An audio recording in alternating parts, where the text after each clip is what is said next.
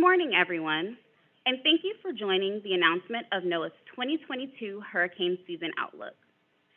We are very excited to be here at the New York City Emergency Management Department to deliver this important message. For those of you who are joining us by webinar, this media briefing is being recorded. So if you do not wish to be recorded, please disconnect at this time. My name is Jasmine Blackwell, and I am the media contact for today's Hurricane Outlook.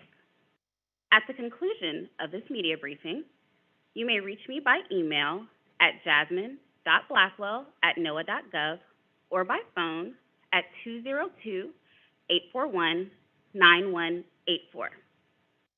The news release and graphics related to today's announcement will be available shortly on NOAA.gov. The beginning of today's media briefing will consist of about 20 minutes of remarks from our experts, and then we will take questions from reporters in the room. For those of you who are joining us by webinar, you will have the opportunity to ask written questions using the questions box to the right of your screen, and I will read them aloud for one of our experts to answer. Please be sure to include your full name and your media affiliation when asking your question. Our speakers today are NOAA Administrator, Dr. Rick Spinrad, New York City Mayor Eric Adams, New York City Emergency Management First Deputy Commissioner Christina Farrell, and FEMA Administrator Deanne Criswell. And now we will begin with remarks from Dr. Spinrad.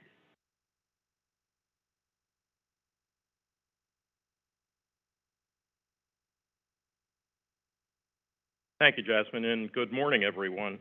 First, I want to make sure and thank everyone for joining us today for the announcement of NOAA's 2022 Atlantic Hurricane Season Outlook. It really is a pleasure to be with you today. Mayor Adams, First Deputy Commissioner Farrell, FEMA Administrator Deanne Criswell, with whom we've developed an extraordinarily effective working relationship. Thank you for that. And I've got to say hello to Commissioner Bray, my old friend as well. Hello, Jackie. Particular thanks to the New York City Department of Emergency Management for hosting us here at this site today. Let me take just a moment and set the stage if I can. We just experienced two extremely active hurricane seasons, marking the first time on record that two consecutive hurricane seasons exhausted the list of 21 storm names. If you go back 2 years, the 2020 hurricane season broke records across the board, and it's the most active season on record with 30 named storms. The 2021 hurricane season, which is the third most active year on record in terms of names of storms, brought us 21 named storms with impacts ranging from the Appalachian Mountains all the way to New England, resulting in over $78.5 billion in U.S. damage. One of those storms, Hurricane Ida, of course, made a huge impact right here in New York City. Hundreds of miles north from where it made landfall, a still powerful Hurricane Ida brought astounding, record-breaking rainfall amounts up to 9 or more inches in an extremely short amount of time to much of the tri-state area. Despite early and dire warnings from the National Weather Service, stellar preparation by our partners, the severe flooding resulted in 27 direct drowning deaths, and many of which took place in historically underserved communities. Hurricane Ida emphasized the vulnerability and consequences that tropical cyclones can bring to our coastal and inland areas. But we are encouraged by the continued coordinated efforts of federal, regional, state, city, and local partners to rescue, recover, and rebuild after these events, and as equally important, develop hazardous weather planning and mitigation efforts ahead of the next, which will ultimately lead to a more weather and climate-ready nation. And a decade before Hurricane Ida, Hurricane Sandy brought a devastating 5 to 8 foot storm surge to this region, brought tropical storm force winds, which damaged hundreds of thousands of homes, caused tree and power line damage that resulted in some residents going without power for 1 to 2 weeks resulted in at least 65 fatalities in the tri-state area. On a personal note, I'm a New York City boy myself, and that storm resulted in the permanent displacement of my then 95-year-old mom from her apartment in Manhattan, and incidentally resulted in more than $80 billion. And of course, that storm wasn't unique. Other notable storms that have impacted the tri-state area included Gloria in 1985, Hurricane Donna in 1960, and Hurricane Carol in 1954. These storms have taught us many lessons. One of the most important is that it's never too early to prepare for the devastating impacts of hurricanes. And while we're here today to preview an outlook of what trends will shape this year's hurricane season, it's crucial to remember that it only takes one storm to damage your home, neighborhood, and community. Preparedness is key to the resilience that we need, and now is the time to get ready for the upcoming hurricane season. So now let's talk about the upcoming hurricane season. NOAA is predicting an above normal 2022 Atlantic hurricane season, which would make this year the 7th consecutive above normal season. Specifically, there's a 65% chance of an above normal season, a 25% chance of a near normal season, just a 10% chance of a below normal season. For the range of storms expected, NOAA calls for a 70% probability of the following ranges: 14 to 21 named storms with top winds of at least 39 miles per hour. Of these, 6 to 10 will become hurricanes with top winds of at least 74 miles per hour. Of these, 3 to 6 major hurricanes ranked as categories 3, 4, or 5 with top winds of at least 111 miles per hour. Let me say a word about the accuracy of the forecasting and how NOAA's forecasts have improved in recent years to better predict storms and protect life and property throughout the hurricane season. Since the year 2000, we've seen a 57% improvement in the average 72-hour National Hurricane Center track error in the Atlantic Basin. This can be attributed in part to NOAA's flagship weather model, the Global Forecast System, incorporating things like dropsondes and Hurricane Hunter flight data into its analysis. Our improved track forecast has allowed us to more accurately pinpoint the area most at risk, which reduces the size of areas that may need to evacuate when a hurricane threatens. This improvement is illustrated in the National Hurricane Center's track forecast cone, also known as the cone of uncertainty, which represents the probable track of the center of a tropical cyclone up to 5 days out. The cone of uncertainty has gotten significantly smaller since 2005. We've also seen improvements in our intensity forecast. Forecasters can now more accurately predict changes to hurricane intensity early in a storm's life cycle. The National Hurricane Center's average intensity error is now 40% lower than it was in 2000. Looking ahead, NOAA will triple our operational supercomputing capacity for weather and climate this summer. This upgrade will allow for more detailed, higher resolution Earth models that can handle larger ensembles of models, meaning more numerous calculations, more advanced physical considerations, and improved capability to assimilate the data collected out in the storm. Along with better science, will ultimately make way for better hurricane forecast model guidance for years to come, which is what the forecasters, of course, rely on. So before I close, I'd like to take a moment to give a special thanks to the skilled and dedicated forecasters at the National Hurricane Center in Miami, who work around the clock to deliver timely and accurate forecasts each and every hurricane season. Better systems, better sensors, better satellites, better aircraft, of course, are critical. It really boils down to the people who make the forecasts, as well as the hurricane hunters, both ours and those of the U.S. Air Force Reserve out of Keesler Air Force Base, who fly hundreds of hours each hurricane season to support critical hurricane forecasting and research, and the numerous members of the emergency management community who are so critical to protecting lives and property. And last but not least, the forecasters at the National Weather Service forecast offices around the country who work year-round to provide weather forecasts, watches, and warnings that the entire nation can depend on. I also want to call out the experts at the Climate Prediction Center who develop the seasonal outlooks, run the models, assimilate the data, including the hurricane seasonal outlook, which are used as a tool by decision makers and planners and emergency managers and the public when planning for the season ahead. So with that, I conclude my remarks. It is my pleasure now to turn it over to Mayor Adams. Mayor?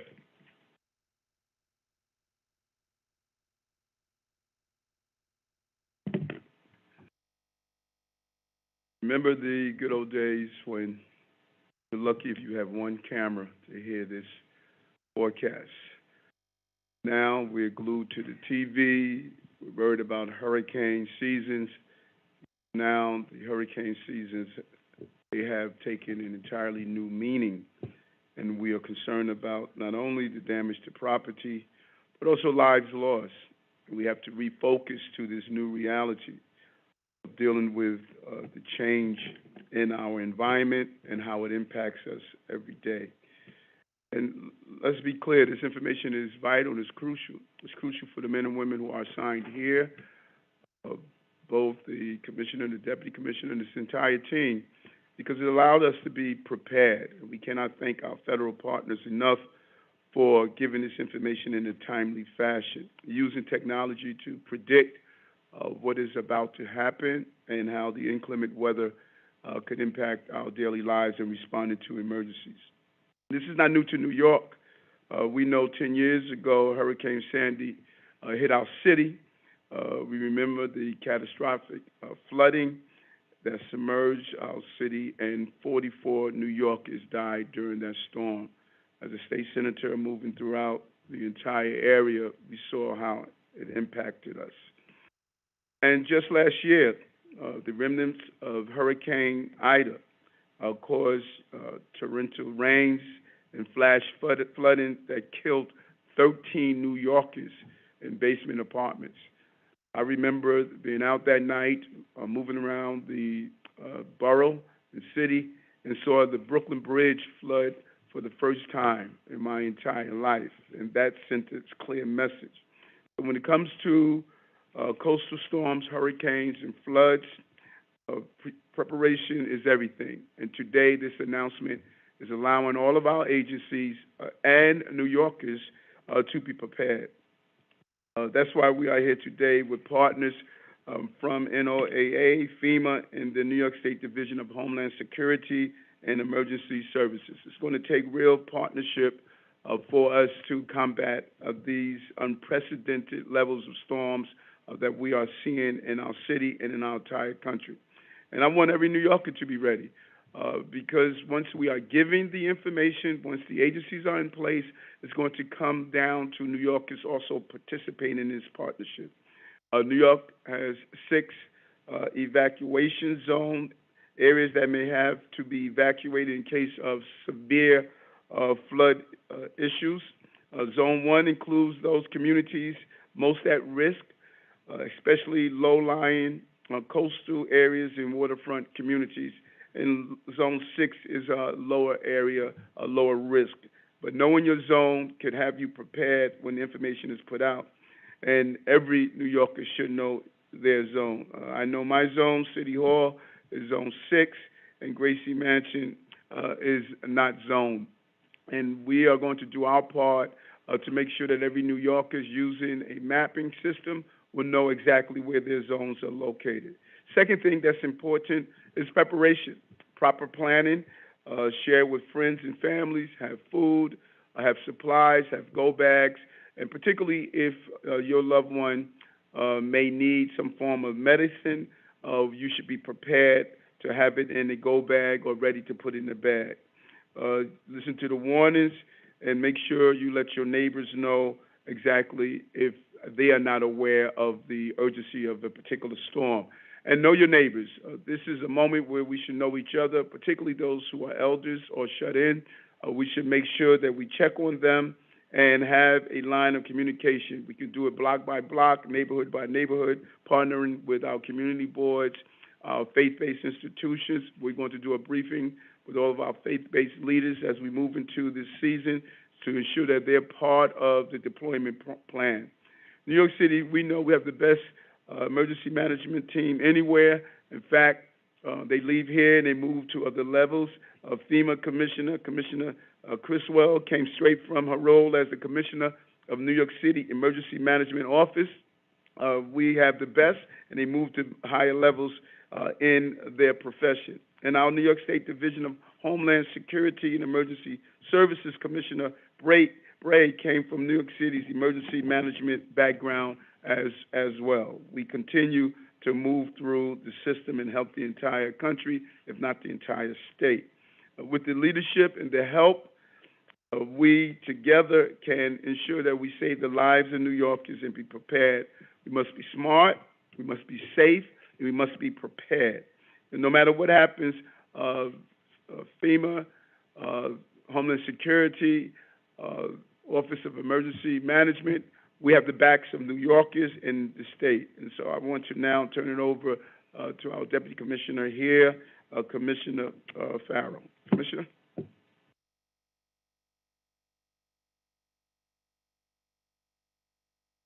Good morning. I want to welcome everyone here to New York City Emergency Management and to the city's Emergency Operations Center. Even though it's very full, I think we prefer it here with press than filled, after a storm. I want to thank all our partners, including Dr. Spinrad from NOAA, Deanne Criswell, FEMA Administrator, and our former Commissioner. Welcome back.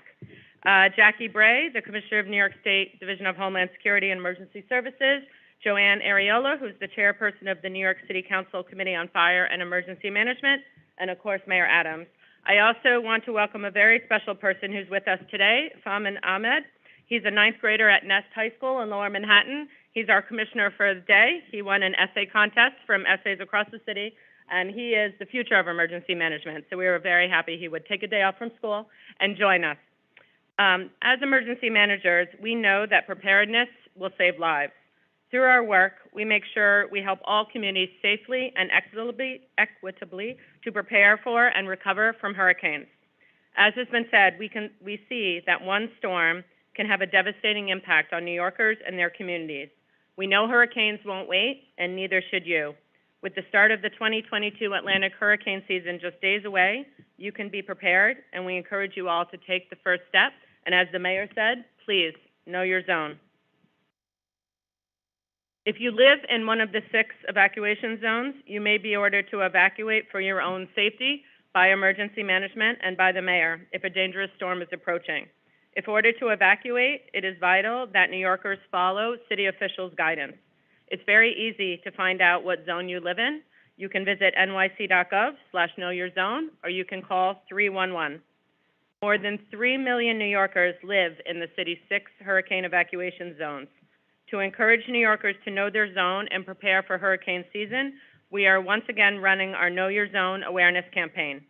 Starting next week, New Yorkers will see new Know Your Zone ads on bus shelters, bike pumps, storefronts, online, in newspapers, and other places across the city. But even for New Yorkers who don't live in hurricane evacuation zones, extreme weather, as we have seen, can impact. Make sure that you stay informed with emergency information during hurricane season and throughout the year. The best way to do that in New York City is to sign up to receive emergency updates from Notify NYC, the city's free emergency alert program. It's available in 14 languages, including American Sign Language. So please visit NYC.gov/knowyourzone for more information, including how to sign up for Notify NYC. Thank you, and it's my privilege to introduce Deanne Criswell, FEMA Administrator.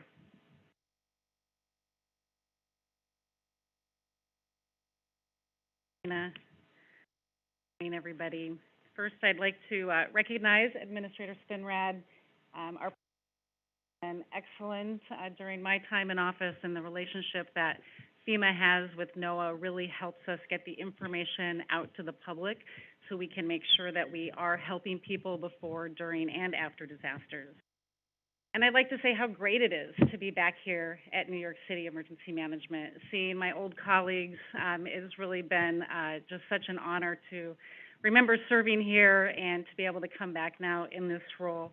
I couldn't be more proud of the amazing work that New York City Emergency Management continues to do every day to help New Yorkers. Mayor Adams, thank you for joining us today. It's great to see you, and thank you for your ongoing commitment and support of New York City Emergency Management. They do so much good for New Yorkers. As you heard today from Administrator Spinrad, we're looking at another similar season for hurricane preparedness. But that doesn't mean that we should take it lightly, right? As we saw from Hurricane Sandy or from Sandy, it doesn't even have to be a hurricane to cause such devastation to communities. So for years, predictive weather data that we've gotten from NOAA has really helped us, helped FEMA in our ability to support critical decision-making, and not just at FEMA, but also at the state and local level. That predictive modeling that they put out and the accuracy that they've been able to improve over the years has made our jobs easier in helping to get information out and warn the public when they're facing these threats. So whether we face 3 storms or 30 storms, I'd like you to know that FEMA, we are ready for this hurricane. We are going to continue to maintain a very strong forward-leaning presence. We want to be able to make sure that we are putting personnel, commodities, and equipment in place before the storm hits, so we are ready to respond and support the communities that may have been impacted by the storm. We have our commodities pre-staged, ready for rapid response operations, spanning from the Pacific to the Caribbean to the Eastern Seaboard. We have thousands of expert response personnel at the national as well as our regional level that are ready to support life-saving and life-sustaining operations. My question to the public today: are you ready? We must not forget that just last year, Hurricane Ida made a 9-state destruction across the United States. It affected coastal, urban, and suburban communities. This shows me that no one is immune from the effects of these tropical storms. So FEMA has an urgent call to everyone, call to action, everybody that lives in these areas. Time to get ready is now. This year marks the 10th anniversary of Superstorm Sandy, which, although again was not classified as a hurricane, brought devastating impacts. There are actions that you can take today. First one, know your risk. It's incredibly important that you understand what your and your family's risk is. Again, as we saw from Hurricane Ida, from the coast to the Midwest to the Eastern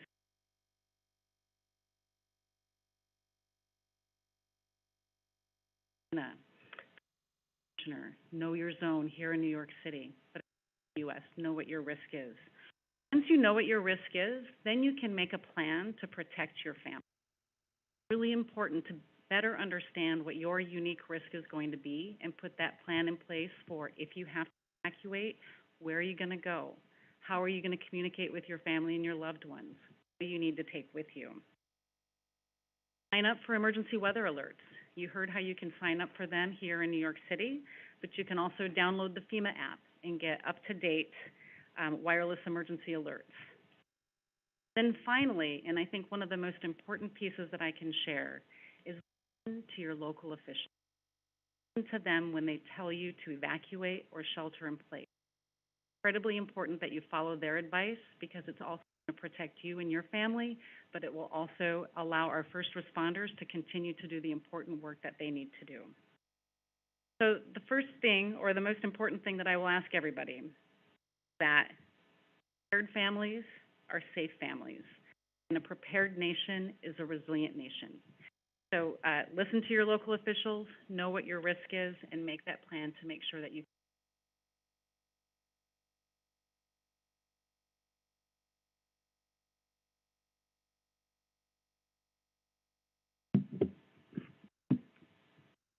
Thank you, Administrator Criswell.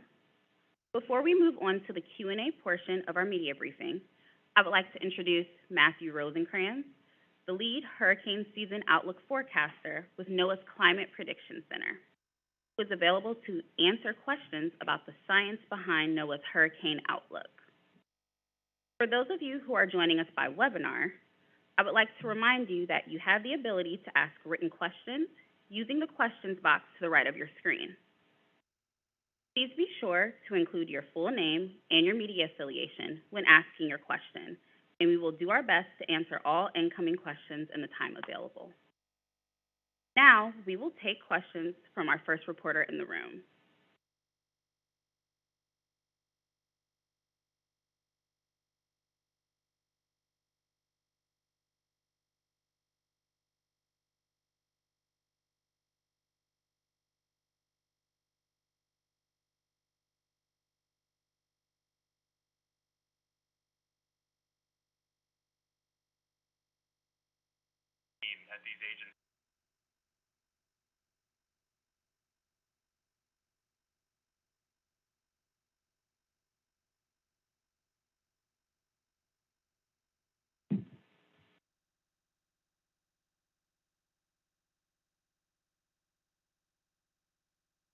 Hi, thank you for the question.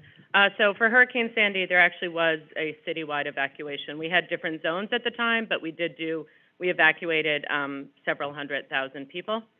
We have learned a lot since Hurricane Sandy. As you noted, a year ago we had Hurricane Ida. There was not an evacuation put in place. We had not seen rain like that. You know, what happened overnight, the multiple inches per hour, but we know it'll happen again. We have done a lot of work with our federal partners, city, state, everyone. We started enhanced messaging right last September as we saw weather in September and October, and we've been doing that. It is very hard work. We need everyone in the city to come together. We know there are people at risk that live in situations that compound their risk, but we are incredibly dedicated. We've been working the whole off season. And we will message early, we will message often in all the languages that New Yorkers need. But as the administrators and others said, we need the media, we need our elected officials, we need faith-based leaders to help us when that message comes out, and we need New Yorkers to pay attention and to follow the advice.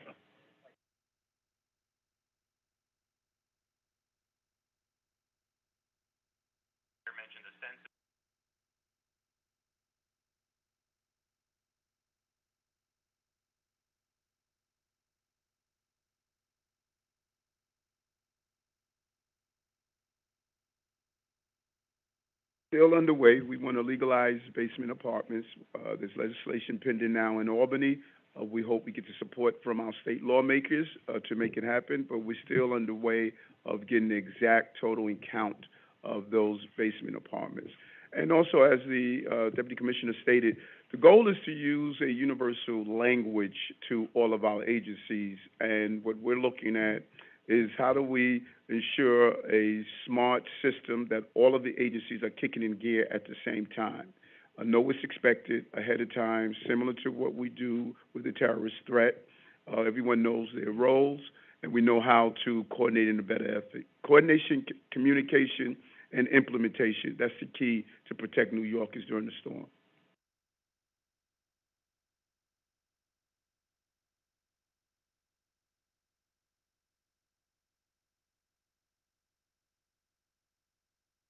Yes, we're looking at a text messaging system as well as a communication system to let people know beforehand that what their zones are, what areas they live in. And as the Deputy Commissioner indicated, we're talking Mother Nature. You know, this stuff moves. None of us expected the level of rain we witnessed the last time. And being able to shift the communications in a rapid manner by proactively knowing what are the areas that are prone to flooding, that is extremely helpful. I never saw flooding like that in Crown Heights. Who would have imagined that level of water? And so we have to be able to communicate fast and shift because these storms are coming rapidly and they're coming in different ways.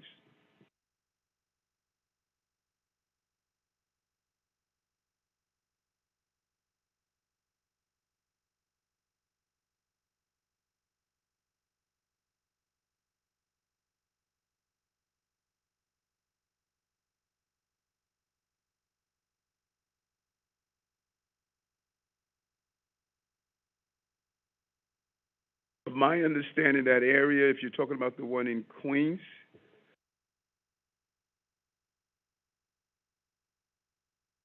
right? Because part of the issues that we're facing, and that's why we put $2.5 billion into the sewer upgrades in certain areas, part of the problem we're facing is also drainage. We have to really re-examine how we're building out our sewer systems.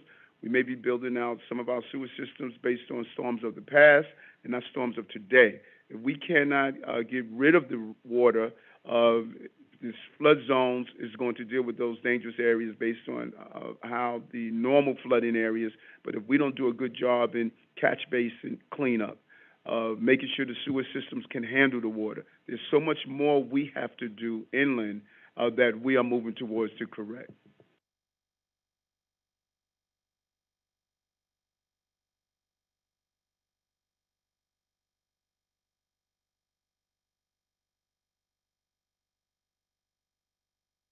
Yeah, I think what I would say is when we talk about evacuations for flooding from hurricanes, we're typically talking about storm surge inundation.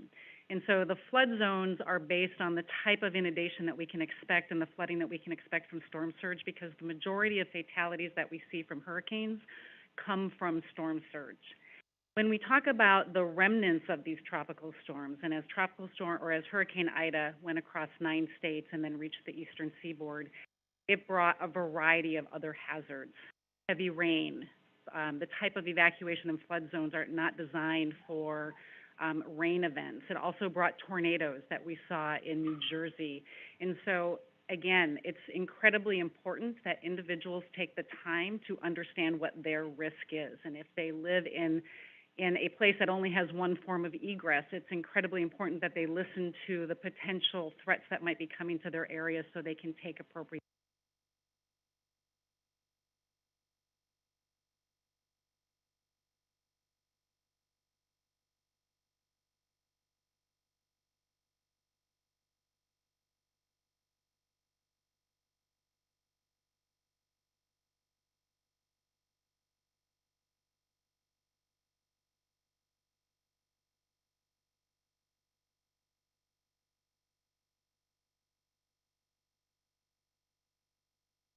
Yeah, an important question. And I will go back to understanding and knowing your risk. And so when we're talking about evacuations from storm surge, we typically have some warning for storm surge so people can take action and put the plan that they made in place. But we are seeing these storms develop faster. They're developing more frequently. And so it's giving our state and local emergency managers less time to actually warn the public. So they do.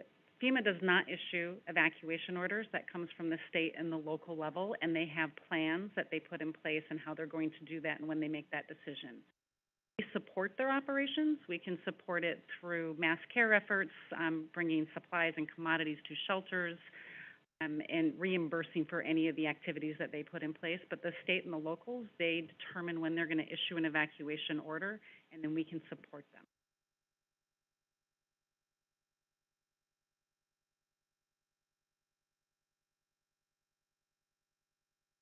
And it really depends on knowing your evacuation location, your site, your route, and that's the role we must play. We have to do a good job, if not a great job, in identifying what are the routes, where your evacuation location, pair them with the zones, and that is what we are putting together. Because late information could be deadly information, and our goal is to make sure that we communicate. I cannot emphasize that enough. Communication, communication, communication. And knowing what that information is early allows us to do a proper job of evacuating and the routes to take. If you're living in the Rockaways, if you live in Coney Island, if you're living in those coastal areas where there's historical problems, we want to make sure we evacuate appropriately. Hold on one moment. Can you control this? You know how you guys come sometimes.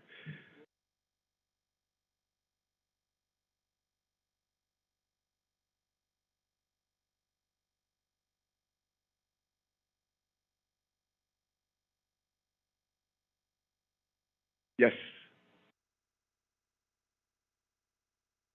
Hold on. We're going to do this through one person. If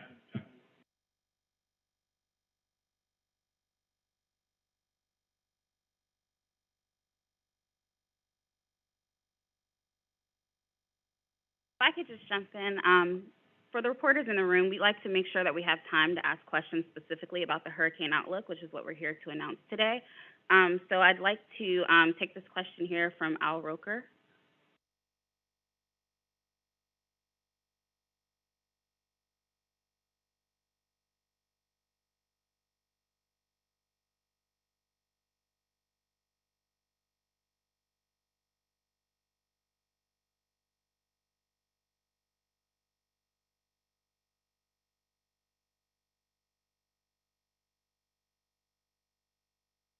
An incredibly important question. We're seeing these storms happen more frequently. They're lasting longer. I'll go back to even Hurricane Ida again. As it became a Category 4 hurricane, then it stayed a Category 4 hurricane for 4 hours over southern Louisiana. I mean, that's just remarkable. Incredible amount of damage. But we're also seeing the increase in the rapid intensification of our wildfires. And so we're seeing such a dramatic change in the type of weather events that we're facing as a result of climate change that we really have to get ahead of that. And so one of the biggest things that we are doing, that FEMA is doing, is putting a lot more emphasis on the other parts of our mission, which is about preparedness and mitigation. Individual preparedness, incredibly important, as we've already talked about, but reducing the impacts that we're seeing from these storms. We work to try to change the effects that we're seeing from climate change. We have to be able, in the meantime, reduce the impacts that we're seeing from the severe weather events. That's why we were given close to $5 billion last year to put forward to communities, such as New York City received one of the BRIC projects to help reduce the impacts that we're seeing from climate change. We have to continue to do that. And we're doing a lot of outreach, especially to communities that maybe haven't thought about the types of projects that they can do and the types of mitigation efforts that they can do, because we want to move away from mental approach to hazard mitigation, this house-by-house kind of approach. Incredibly important, and we still have to do that, but we also have to look at it from a system, as a community, and what can we do to better protect an entire community so we can reduce their impacts that they're seeing from these types of weather.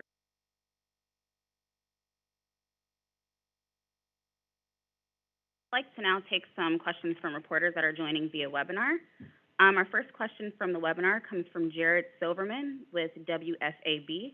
Jared is asking, to what do you attribute the uptick in active hurricane seasons in the Atlantic in recent years, specifically the role El Nino, or lack thereof, plays in the forecast and outcome? Yeah, thank you. That's actually a really nice segue to the comments you just heard from Administrator Criswell. So we are in an active period. We've been in active periods before. The 50s and early 60s were an active period as well. There are certain ingredients, if you will, that drive the intensity and the frequency of hurricanes. Whether we're in a La Nina cycle or an El Nino cycle, climatological effects is one of those. We are in a continuing La Nina cycle right now. Impacts on things like the temperature of the ocean in the Atlantic, which is higher right now, also affect that. And if we have a particularly active West Africa monsoon season, as we do now, that also affects it. So those are the kinds of factors that we're looking at right now that play into the outlook that you just saw. Thank you, Dr. Spinrad. Our next question from the webinar comes from Andrew with Fox 4 in Fort Myers. The question is, with the forecast of 3 straight years of an above-normal hurricane season, how is climate change impacting our hurricanes?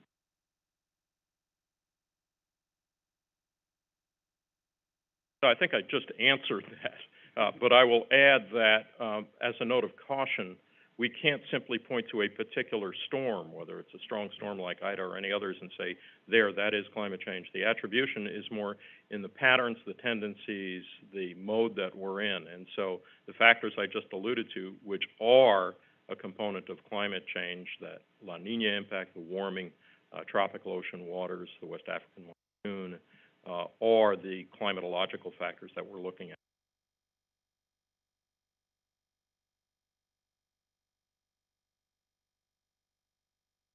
We received a question from Joseph with the Staten Island Advance. Joseph is asking, NOAA previously released an adjusted set of climate averages to determine what is considered normal in terms of national temperatures. Is NOAA considering making similar changes when assessing what is considered normal for Atlantic hurricane season, and what is the consistent above average projections?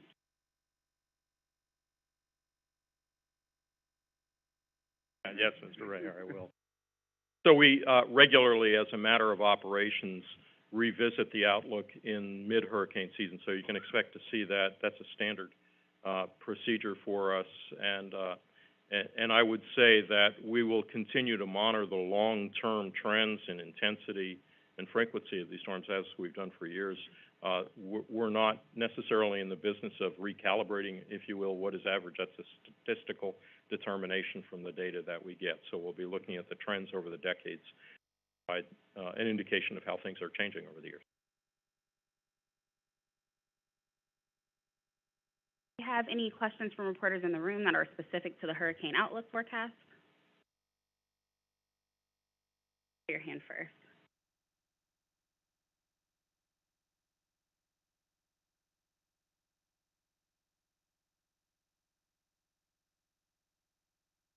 In the room was there a specific reason why New York City was chosen for the location of this announcement this year? Dr. Spinrad?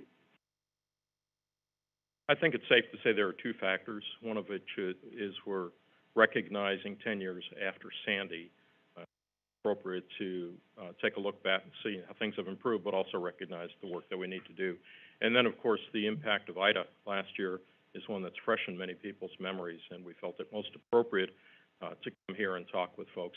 There is another aspect. A lot of people throughout the country tend to think of hurricanes as an isolated phenomenon in the Gulf or in the Southeast. And part of our message here, by being in New York, is that it is very much a large phenomenon affecting a large population and the geography of the United States.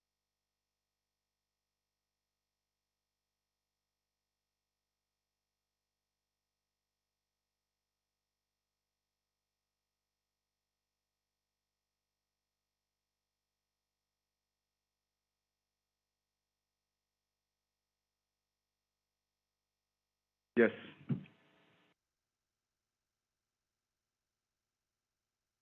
Okay, we'll take our next question from reporters that are joining us via webinar. Can you please talk about the factors that went into the forecast? La Nina, sea surface temperatures, loop current. This will be the 7th above average hurricane season. What's driving that? And that question came from Jenny with WLRN Public Radio. So the main factors that we looked at for the hurricane outlook, above normal sea surface temperatures in the Atlantic, which are still above, ongoing La Nina right now, the forecast to stay throughout the entire hurricane season. Also looked at the winds over the ocean, which are more Africa to develop hurricanes. That more favorable environment just leads to having an above normal.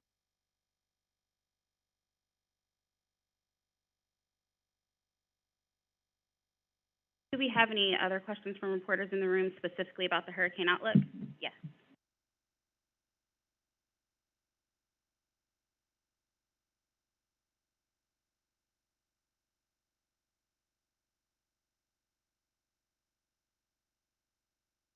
And prepared.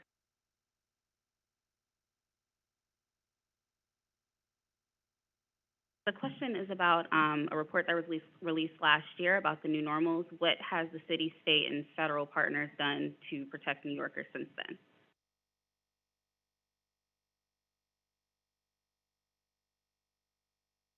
Right, so as you noted, the new normal report was released a couple weeks after Ida, and we have been working emergency management, the mayor's office, environmental protection, all of our different partners on the different aspects of that to prepare as we get into the storm season.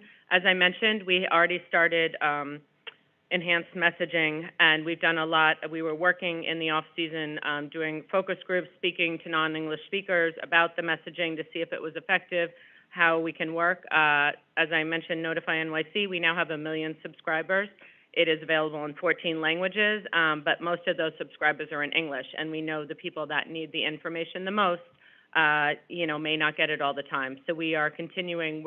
We also have expanded our Strengthening Communities program, which was started during COVID, but we've increased the funding, and that is working with nonprofit partners, community-based partners in the most vulnerable areas, and we've added people from the areas in Queens and Brooklyn that saw a lot of flooding, and those are giving money to community groups to work with us to make sure that people are prepared, they're getting the message, and then there are infrastructure and other pieces that are working through DEP and the other agencies, but we are incorporating the best practices that were identified there, along with the priorities of the new administration.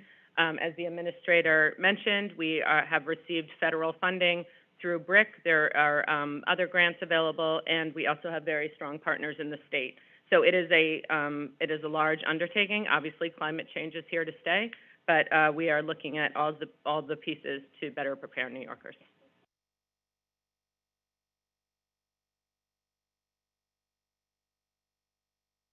We are doing it in a more holistic way, looking at, the different priorities and how this administration wants to update New Yorkers. Maybe not through the updates of the report, but through other means, such as this press conference.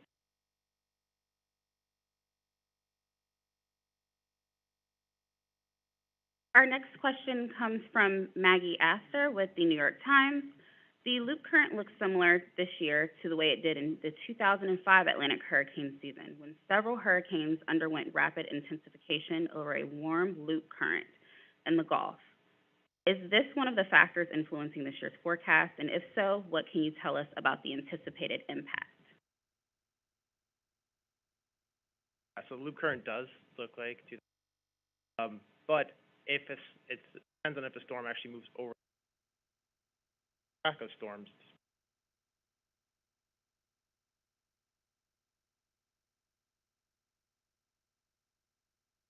And it actually impacts it.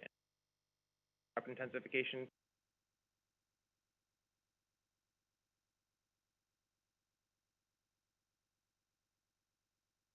Our next question comes from Seth Bornstein, and he's asking, what's the forecast ACE and what factors, in addition to La Nina, go into this above-average forecast? And additionally, what is the forecasted accumulated cyclone energy index?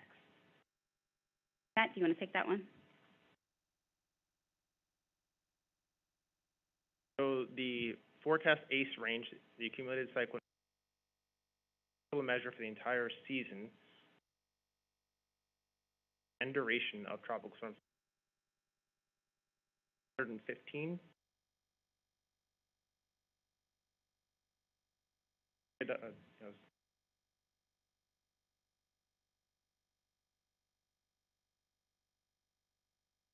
Our next question comes from Andrea with the Houston Chronicle, and she's asking, will the Saharan dust affect this hurricane season, and if so, how? Matt?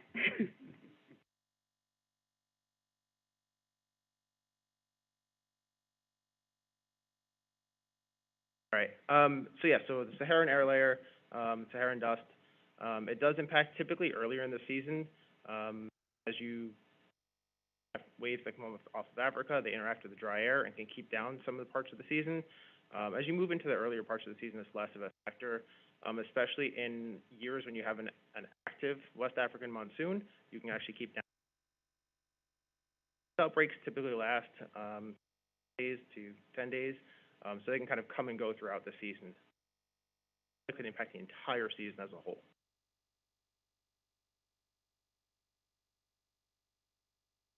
And Matt, this last one will likely be for you. If you could tell us why NOAA chooses to use a range for storms expected. For example, why are there 14 to 21 named storms expected this year? The question comes from Justine with The Verge. Sure.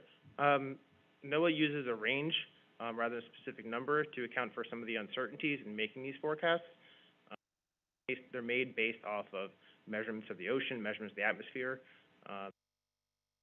measurements of those. A lot of uncertainties in that. Models that we run, made with certain assumptions. forecasts are given, with an accuracy range of about, getting close to that every.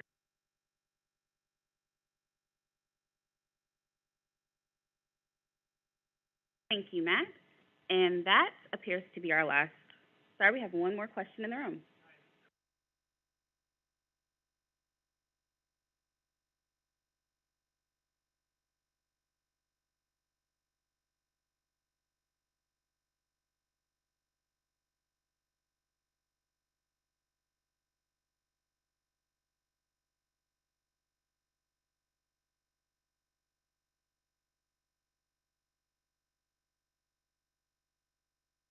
Took my local law in 97? Okay, I didn't say that. Next. All right, so we are now out of time for the day. So I'd like to thank you all for joining us, especially NOAA Administrator Dr. Spinrad, Mayor Adams, First Deputy Commissioner Farrell, Administrator Criswell, and our lead hurricane season forecaster, Matthew Rosencrantz, for joining us today. If there are any additional questions or we were unable to get to your question before the end of the session today, please do not hesitate to reach out to me. Again, my email is jasmine.blackwell@NOAA.gov, and I can also be reached by phone at 202-841-9184. If you don't already have it, the news release along with the accompanying graphics are already available on NOAA.gov, and the live stream from this call will also be available online, linked in our press release later this afternoon. Thank you all, and have